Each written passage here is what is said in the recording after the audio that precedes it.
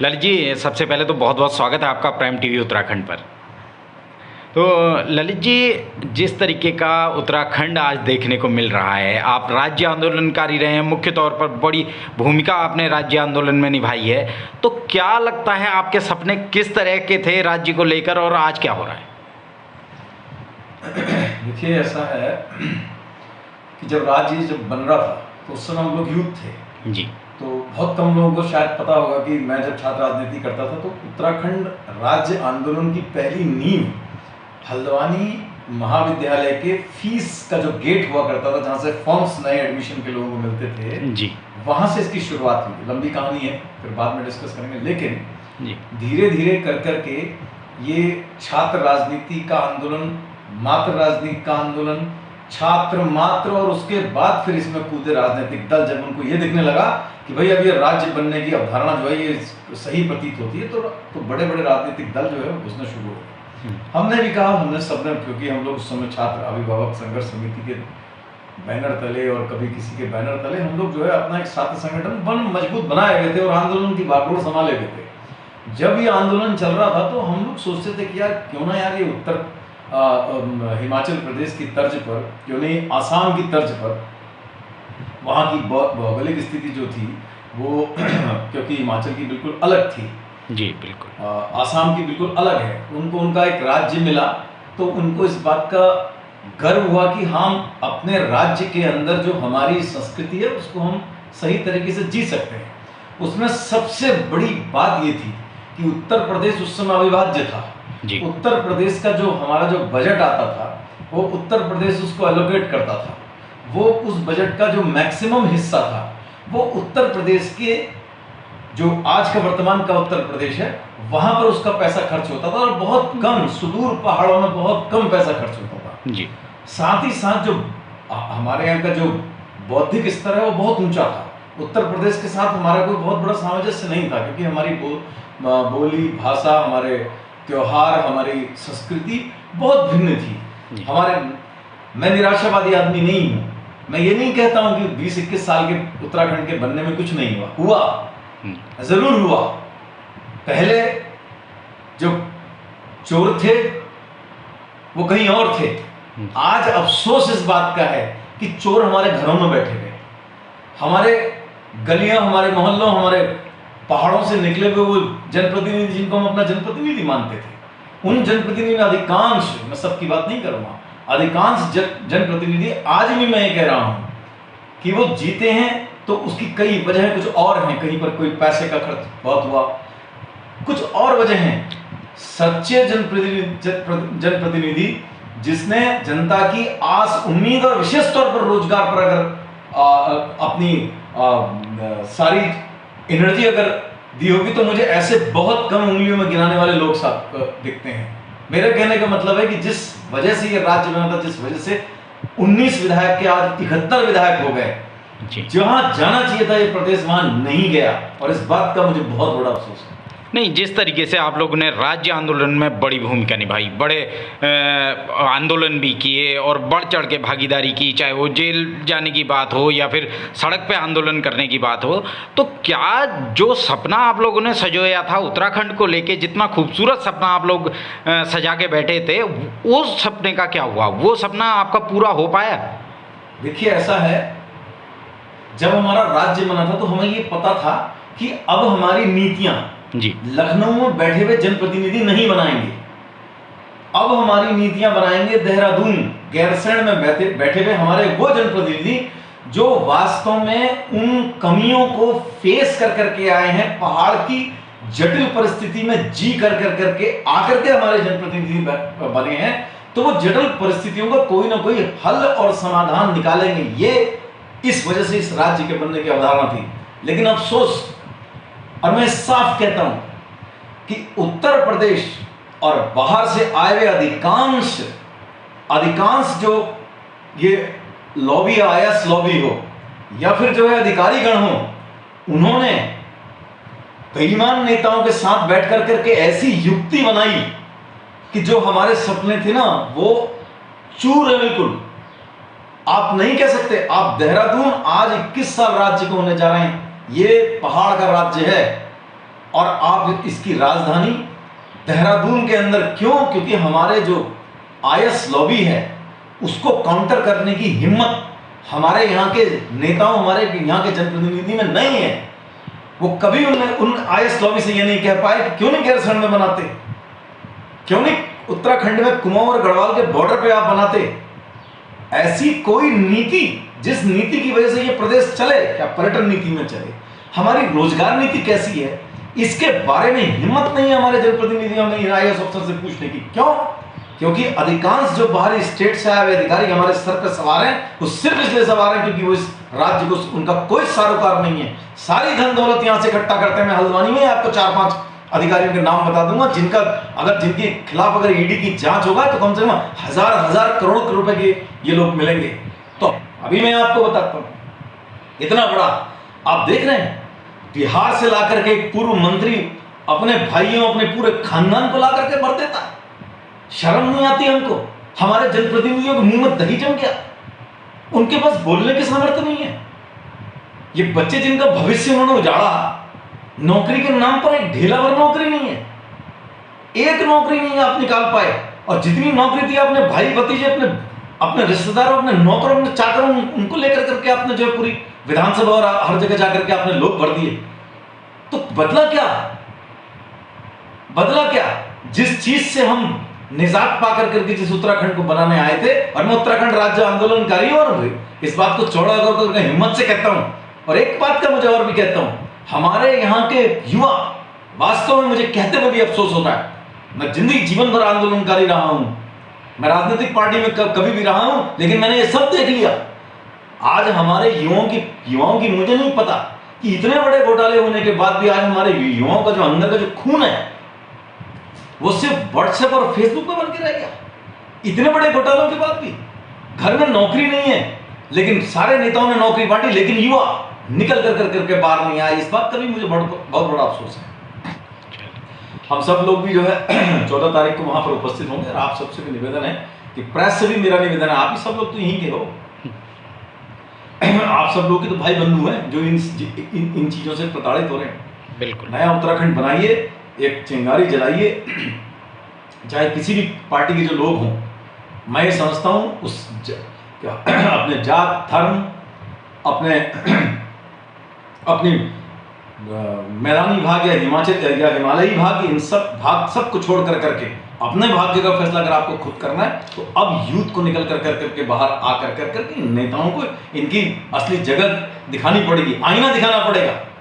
ये विधायिका जो यहाँ पर हमारे यहाँ बैठी है, मैं विधानसभा की बात बोल रहा हूँ जी, आज उसके अंदर 70 विधायक हैं, सबके मुंह में दही जमा हुआ है, एमपी मंत्री सबके मुंह में दही जमा हुआ है।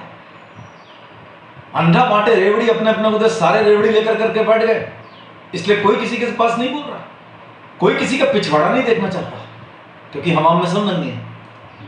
इसमें अफसोस है मुझे, इसमें यूथ को आगे के आना पड़ेगा।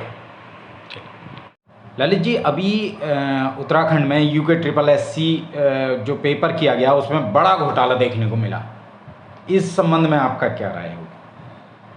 दरअसल ये इसे आप सिर्फ और सिर्फ घोटाले की संज्ञा ना दें जी, इसे उस चीज की संज्ञा दें कि एक इंसान को अगर आप चौराहे में ला करके खड़ा कर करके उसके सारे कपड़े उतार दीजिए, जनता के सामने उसकी क्या स्थिति बनेगी।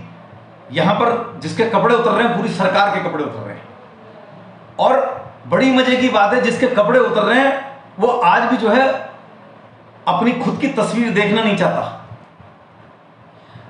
पब्लिक के सामने, युवाओं के सामने पूरी सरकार के कपड़े उतर गए। भारतीय जनता पार्टी के कई बड़े नेता, उनके कपड़े उतर गए अधीनस्थ चयन आयोग में, लेकिन उसके बाद भी आज तक भारतीय जनता पार्टी के नेताओं की जो छोटी छोटी सी बात में कि कुत्ते को वहां पर जाकर करके गंदगी करा दी तो उसके पीछे भी ईडी लगा देने वाली भारतीय जनता पार्टी की सरकार अधीनस्थ चयन आयोग में जहां हजारों लाखों युवाओं के उत्तराखंड के अंदर सपने टूटे, चूर चूर हुए, सालों से जो लोग मेहनत कर रहे थे, 5-7 साल से तो नौकरी नहीं खोली इन्होंने, बड़ी मुश्किल से नौकरी अधीनस्थ चयन आयोग की नौकरी खुली, तो वहां पर जो है पेपर लीक घोटाला हुआ और सरकार की नाक के नीचे हुआ और सरकार के नेताओं ने उस घोटाले को कराया। अरे हद है। तुम्हें उत्तराखंड में पैदा नहीं होना चाहिए था, तुम्हें तो किसी अफ्रीकी देश में पैदा हो जाना चाहिए था कि घोटालों की ऐसी तुमने भरमार कर दी। तुम्हें तो बाबा केदार और बाबा बद्रीनाथ, तुम्हें इस बात का, अगर ये सरकार तुम्हें सजा नहीं दे पाई तो वो सरकार तुम्हें सजा देगी। तुमने तोड़े हैं, तुमने उन लोगों के सपने तोड़े हैं जो लोग अच्छी जिंदगी की आस में इस उत्तराखंड को बनाने में जिन लोगों का योगदान था, और उनके बच्चे इस प्रदेश के अंदर जो है पलायन ना करें, अपने घर में नौकरी पाए, उन सब के तुमने सपने तोड़े हैं। तुम्हें तो इस देवभूमि के देवता माफ नहीं करेंगे, और वो भी क्या, किसको नहीं पता। मैं, मुख्यमंत्री जी हमारे भी मुख्यमंत्री हैं, क्या उनको नहीं पता इस बात का हाकम सिंह कौन था? मैं तो साफ कह रहा हूं, यह हाकम सिंह क्या रसोईया नहीं था त्रिवेंद्र सिंह रावत का? और त्रिवेंद्र सिंह रावत कौन थे? भारतीय जनता पार्टी के पूर्व चीफ मिनिस्टर।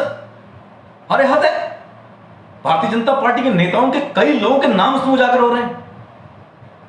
अब क्या चाहते हो तुम? अगर दूध का दूध पानी का पानी करना, युवा मुख्यमंत्री हैं धामी जी, मैं उनसे अनुरोध करता हूं कल ही जो है आप जाकर करके सीबीआई जांच कराइए। त्रिवेंद्र सिंह खुद आकर के क्यों नहीं कहते? इधर उधर भाग रहे, खुद आकर करके प्रेस कॉन्फ्रेंस कहेंगे हाकम सिंह से मेरा कोई मतलब नहीं था। सच यह है कि हाकम सिंह से मतलब था, और सच भी यह है कि कई नेताओं, भारतीय जनता पार्टी के कई नेता उसमें इन्वॉल्व थे। डूब बनना चाहिए तुम्हें। लेकिन बात यहाँ आती है कि कांग्रेस, बीजेपी या पार्टी दलगत राजनीति से ऊपर उठ के जो आज उत्तराखंड का भविष्य है वो खतरे में है, युवा खतरे में है, युवाओं की सपने खतरे में हैं, उनका परिवार खतरे में है। कई युवाओं ने आत्मदाह की कोशिश की है इसके जाके। देखिए, होता यह है कि इतना सब कुछ होने के बावजूद भी जब सरकार के कान पर जूं नहीं लग रही है, जब देहरादून से दिल्ली आजकल सेकंडों में जो खबर पहुंची है, क्या इतने 1.5-2 महीने से चल रहा है ये, इस बात की भनक क्या केंद्र सरकार को भी नहीं होगी? हद है। असल में सच्चाई यह है कि हमाम में सब नंगे हैं। असल में सच्चाई यह है कि इन्होंने पराकाष्ठा पार कर ली है, और ये सोचते हैं कि हम जो आज विधानसभा में बैठे हैं, जो मंत्री हैं, ऐसा हमेशा रहेंगे। कहते हैं ना कहावत कि नंग बड़े परमेश्वर से। आम जनता क्या करे? जिनको चुन करके बैठा है, सदनों में बैठा रखा है, वो इस बात को मानने के लिए तैयार नहीं कि इतना बड़ा आपने हमारे यहां के युवाओं से खिलवाड़ किया। और वहां की तो मैंने आपको बता ही दिया, विधानसभा से लेकर हर जगह जाकर करके सबने जहां जिसकी चली वहां उन्होंने अपनी चलाई। तो आपने तो यहां के इस उत्तराखंड के सपने आपने चूर चूर करें। अगर और आप जिस हद तक पहुंचे हैं, आपने जो सब किया, आप सोचते हैं कि आप बच जाएंगे। आप यहां आज मैं आपको इस बात का भरोसा दिलाता हूं कि मैं तो खुद भी, जो युवाओं के आंदोलन परसों से शुरू होने जा रहा है, उनके नेतृत्व में हम भी चलेंगे। हमारा नेतृत्व नहीं, उनका नेतृत्व है, और गैर राजनीतिक आंदोलन नहीं है। मैं तो सारे युवाओं से कहता हूं, शैलेंद्र वगैरह जो लोग भी इसको लीड कर रहे हैं, सारे युवाओं से कहता हूं, वो सब सम्मिलित हों। इस उत्तराखंड राज्य के लिए तुमको खुद उठना पड़ेगा, अपनी लड़ाई तुम्हें खुद लड़नी पड़ेगी। जो जनप्रतिनिधि तुमने बनाकर करके भेजे, अफसोस के साथ कहता हूं, विधायिका में जाकर करके सिर्फ देखते हैं कि हमारे 2 से 4 कैसे हों, कैसे हमारे मुख्यमंत्री और अन्य मंत्रियों से हमारा काम निकल जाए। वो तुम्हारे भविष्य के बारे में बिल्कुल नहीं सोचने वाले हैं। अगर सोचना पड़ेगा तो तुमको सोचना पड़ेगा, इनको गद्दियों से उतारना पड़ेगा तो तुमको उतारना पड़ेगा। युवा जहां पर उठ करके खड़ा हो जाता है, उसके सामने बड़ी बड़ी तोपों के मुंह मुड़ जाते हैं। और ये आप देख लीजिए कि हिंदुस्तान ने विश्व की कोई भी क्रांति, एक बार याद दिलाता हूं सारे यूथ को, मैं उत्तराखंड के यूथ को याद दिलाता हूं, ये उत्तराखंड राज्य प्राप्ति का आंदोलन यूथ ने करा था। मातृशक्ति उनके पीछे आई थी, अपने बच्चों के पीछे आई थी। आज जरूरत है ऐसे ही किसी आंदोलन की इस उत्तराखंड के अंदर। राजनीति सिर्फ और सिर्फ पैसे वालों की होकर रह गई है, या उन ढीठों की, या जो पुराने कभी लीसा, लकड़ी, सरिया, ब्रेता, बजरी चोर थे, उनकी बन के रह करेगी। आज इन सबको उठा करके युवाओं को अपने मुस्तकबिल के लिए खुद लड़ना होगा, आगे आना होगा। और इन सबको किसी भी राजनीतिक व्यक्ति को उस अपना नेतृत्व नहीं देना होगा, अपने हाथ में सारी कमान रखनी होगी, जैसे कि उत्तराखंड राज्य प्राप्ति के आंदोलन में हुई थी। अधिकांश जो युवा हैं उन्होंने उस आंदोलन को नहीं देखा था, लेकिन मैं हूं उस आंदोलनकारी रहा हूं, मैं उस आंदोलन को अपनी आंख से देखा है। झुकती है, झुकाने वाला चाहिए, यूथ को चाहिए आज के दिन में उठ करके खड़ा। कब तक आप अपना करोगे? आज मुख्यमंत्री जी से मैं पूछना चाहता हूं, वो कहते हैं कि दोबारा हमने इसकी जांच करा दी, हम दोबारा पेपर करा देंगे। अरे दोबारा पेपर करा देंगे, उनका क्या होगा जिनकी उम्र चली गई? उनका क्या होगा जिन्होंने, हो सकता है कि आज कल उन्होंने बहुत अच्छा पेपर दिया, आज कल ना दे पाए। आप अपनी गलती को दूसरों पर थोप पाएंगे। आप अपनी गलती को दूसरों पर थोपेंगे। और मैं ये कहता हूं विपक्ष को बहुत ही मजबूत कर्री सड़कों की एक तरीके से मैं कहता हूं युद्ध जैसी भूमिका अपनी निभानी पड़ेगी, तब जाकर करके मैं युद्ध गोलीबारी की बात नहीं कर रहा, मैं ऐसे बौद्धिक और तार्किक युद्ध की बात कर रहा हूं जो सड़क से लेकर के सदन तक चले। मैं उस युद्ध की बात कर रहा हूं, अन्यथा उत्तराखंड राज्य खत्म हो जाएगा। आधा तो खत्म करके रख दिया इसको उत्तर प्रदेश से आने वाले अधिकारियों ने, जिनका जो यहां सिर्फ और सिर्फ राजनीति और जो यहां सिर्फ और सिर्फ जो है पैसा कमाने और पर्यटन कर जनता की सेवा करना नहीं, पर्यटन पैसा कमाने देहरादून के अच्छे अच्छे स्कूल में अपने बच्चों को पढ़ाने आते हैं, उनको इस पहाड़ से उत्तराखंड से कोई लगाव नहीं है। साफ कह रहा हूं, आज जब ये सब की मिली भगत है, ऐसे पेपर आउट नहीं होते, मजाक हो रही पेपर आउट होना। ये है इस उत्तराखंड के मुस्तकबिल को हमारे खुद यूथ में लड़ना पड़ेगा, अलग आंदोलन करना पड़ेगा। और मैं इस बात को इसलिए कह रहा हूं क्योंकि मैं खुद ऐसे आंदोलनों का हिस्सा रहा हूं। यूथ नहीं उठेगा तो ये सारे घोटाले चलते रहेंगे, तुम सड़कों पर आंदोलन कर लेना, तुम्हारे पीछे कोई आने वाला नहीं है। मैं तो कहता हूं इन युवाओं के माँ बापों को भी सड़क पर निकलना चाहिए। ये व्हाट्सएप यूनिवर्सिटी और ये फेसबुक से बाहर निकल करके रोड सड़कों पर आए युवा, ये सरकार, ये पुलिस, ये शासन प्रशासन, ये सब हमारा है, हमारा बना हुआ है। हमने प्रशासन को बनाया है, हमने इन सरकारों को बनाया है, हमने इन नेताओं को बनाया है। ये जिस दिन तुम अपने अंदर इस बात की आग अपने अंदर डाल लोगे, उस रात में सारे भ्रष्टाचारी सब जल करके भस्म हो जाएंगे। आह्वान करता हूं युवाओं का। ललित जी, जिस तरीके से अभी आपने युवाओं का आह्वान किया और खासकर बात की युवाओं के रोजगार की, तो अग्निवीर में जिस तरीके से उत्तराखंड में खासकर हल्द्वानी में देखने को मिला कि युवाओं पर लाठीचार्ज तक हुआ है, इसको कैसे देखते हैं? देखिए, अग्निवीर फौज का मुद्दा है। मैं मानता हूं कि भारत की गरिमा से बड़ी कोई गरिमा नहीं हो सकती जी। सरकारें अगर इस बात को अगर सोचती हैं तो ये जो फैसला लिया गया, इस फैसले में कई झोल हैं। झोल मैं ये कैसे मान लूं कि 5 से 6 साल के अंदर का जो युवा होता है वो इतना कैसे परिपक्व हो जाएगा 23-24 साल की उम्र तक आते आते कि उसको जब उसको अपने पूरे उभार में होकर करके अपने अनुभव का लाभ सेना को देना होता है, उस समय उसका रिटायरमेंट आपने प्लान कर दिया। तो कहीं ना कहीं कुछ ना कुछ किसी तरह का सेना के साथ भी किसी ना किसी तरह की, मुझे तो ये लगता है कि ये जो अग्निवीर योजना है इस पर पुनर्विचार सरकारों को करना चाहिए। स्थायी रूप से हमारे सैनिक अपने अनुभव का लाभ आने वाली पीढ़ी को दें, इसका नाम सेना होता है। ये नहीं कि 18 साल के किसी बच्चे को आप बंदूक पकड़ा दें और उससे उम्मीद कराएं कि वो आज करके जो आजकल का जो युद्ध है, जो तार्किक बौद्धिक जो इंफॉर्मेशन टेक्नोलॉजी से जो युद्ध लड़ा जाता है, उस युद्ध में हम और सिर्फ गन से या फिर जोश से युद्ध लड़ करके जीत जाएंगे, मुमकिन नहीं है। अग्निवीर योजना पर सरकारों को दोबारा सोचना पड़ेगा। नहीं, देखिए, ऐसा है कि ये तो भविष्य के गर्भ में है कि इस अग्निवीर का, लेकिन मैं अपना व्यक्तिगत रूप से ये समझता हूं कि भारत की जो चयन प्रक्रिया थी सेना की जी, वो विश्व के बेहतरीन चयन प्रक्रियाओं से ली गई थी। ठीक है, इसमें अगर आपको कुछ सुधार करने थे, मैं इसमें एक बात और ऐड करूंगा। अभी चाइना के साथ हम लोग क्या कर रहे हैं, अपनी सेनाओं के साथ, हम लोग अपने देश के साथ क्या कर रहे हैं। गुरखा, जो सबसे बड़ी गुरखा जो होती थी, गुरखा एक जिला है नेपाल के अंदर, वहां से गुरखा बटालियन के लिए सोल्जर्स आते थे, इंग्लैंड तक जाते हैं। गुरखा जो सैनिक हैं, गुरखा जो योद्धा हैं, वो पूरे विश्व के अंदर अपनी वीरता के लिए माने जाते हैं जी।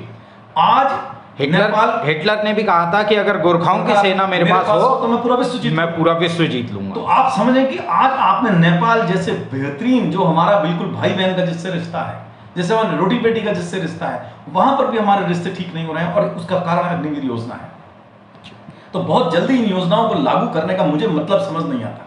हर चीज को राजनीतिक चश्मे से, हर चीज को सिर्फ और सिर्फ सत्ताओं के चश्मे से देखने का काम मैं समझता हूं सरकार आत्मघाती होगा, आने वाले दिनों में आत्मघाती होगा। इसके आफ्टर इफेक्ट्स आज नहीं दिख रहे हैं, लेकिन इसके आफ्टर इफेक्ट्स एक दिन दिखेंगे। जिस दिन इसके आफ्टर इफेक्ट्स दिखना हो जाएंगे, आप मुझे अफसोस के साथ कहना पड़ रहा है, उस दिन हो सकता है कि हमको अपने पुरानी सरकारों के लिए गए फैसलों पर पूरे देश को अफसोस होगा।